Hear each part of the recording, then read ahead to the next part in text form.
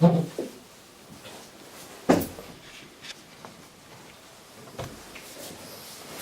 good afternoon everybody. My name is Daryl Note. My general purpose today is to inform you guys about the Marshall Islands. It's an informative speech.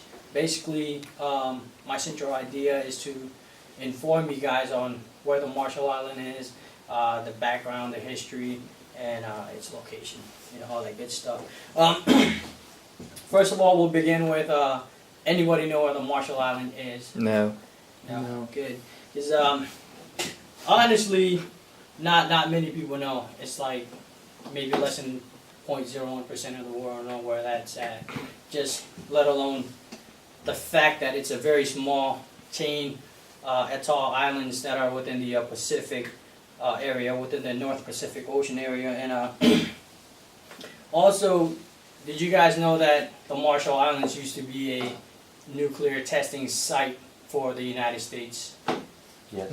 No. No. I didn't know that islands existed. Yeah. Um, Not many people know that it was a test ground for the nuclear site for what they call Fallout Bravo. Back in 1946, that's part of the history lesson that I'm giving out today as far as the Marshall Islands in regards to my informative speech. Yeah, not many people know where that's at, just because there's our population, towards the world is like maybe less than 0.0001. Most of my materials, all of my studies, my research came off of different websites, from the CIA's website known as the World Factbook, the Marshall Islands website. It's a U.S. Embassy / RMI, Republic of Marshall Islands website. It's a .org or org website that explains more in depth about the Marshall Islands itself. Also, through the RMI Embassy website itself. So we'll just go ahead and begin with the history, chronological order, how it got found and whatnot. Basically, in 1529,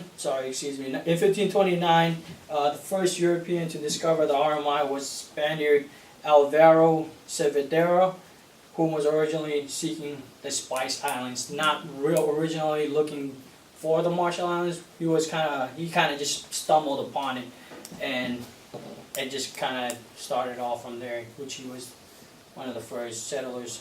He's a Spaniard.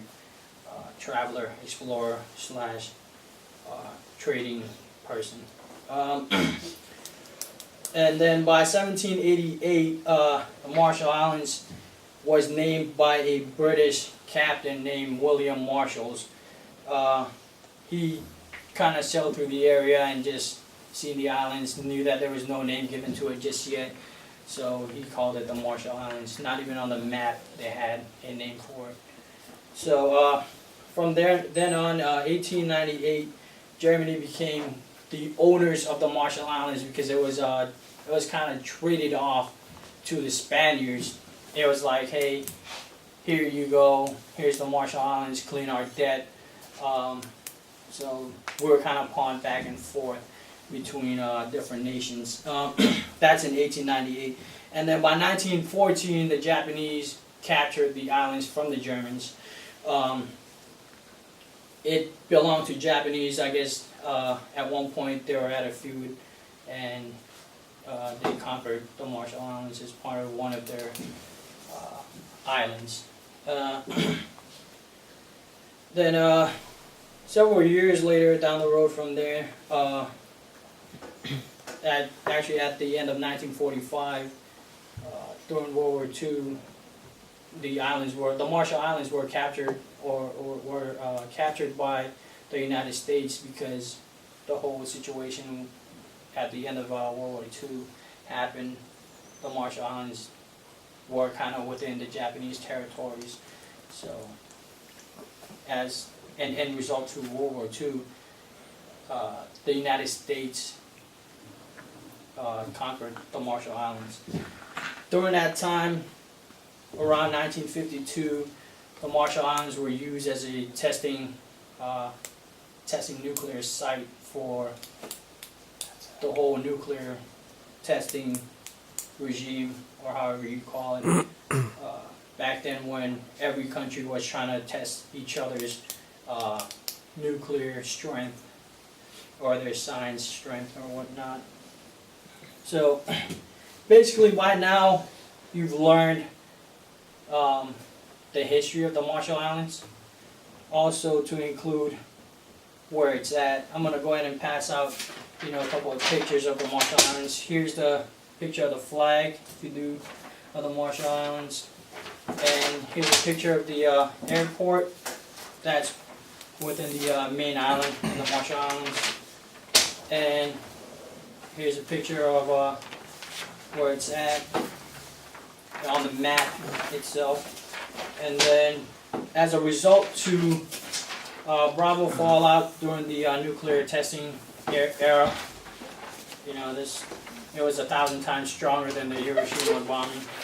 And also alongside here's the side effects of Bravo fallout. And then, as you know, as many other small Ocean islands, it's got a lot of lovely beaches that you can follow and go and see. And here's other. So basically,